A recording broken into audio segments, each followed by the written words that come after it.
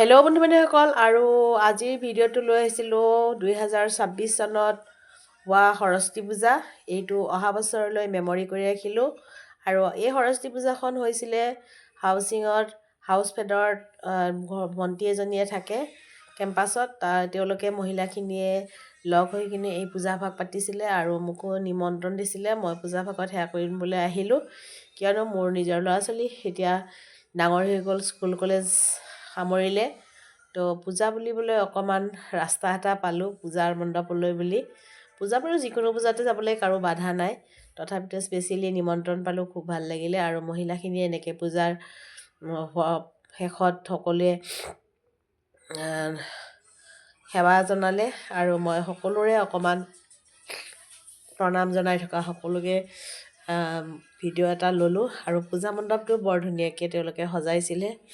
যিহেতু মহিলা আৰু মহিলাই কথাতে আছে, মহিলাই আজিকালি নোৱাৰা কাম একো নাই। তেওঁলোকে ধুনীয়াকৈ এৰেঞ্জ কৰিছিলে, দেখিছেনে? পূজা মণ্ডপটো বৰ ধুনীয়াকৈ সজাইছে, কম জেগা তথাপিও তেওঁলোকে ধুনীয়াকৈ কৰিছে। আৰু পূজাৰ গোটেই পেণ্ডেলখন সঁচাকৈ ধুনীয়াকৈ সজাইছিলে কম সময়ৰ ভিতৰত। আৰু এতিয়া এয়া পুৰোহিতে পূজা অৰ্চনা চলাই আছে আৰু সকলোৱে ধুনীয়া ধুনীয়া ৰং বিৰঙৰ কাপোৰ পিন্ধি আহিছে।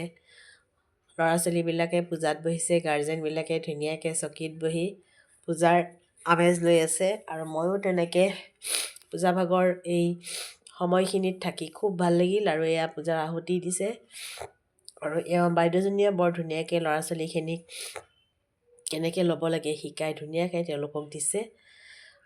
ভাল লাগিছে, পৰিৱেশ ধুনীয়া পৰিৱেশ কৰি কিনে পূজাভাগ হৈছিলে। আৰু এতিয়া এয়া হোমৰ জুই চলি আছে আৰু তাৰপিছত আমি সকলোৱে খিচাৰি খাবলৈ বহিলোঁ, কাৰণ পূজা বুলিলেই হ'ল খিচাৰি।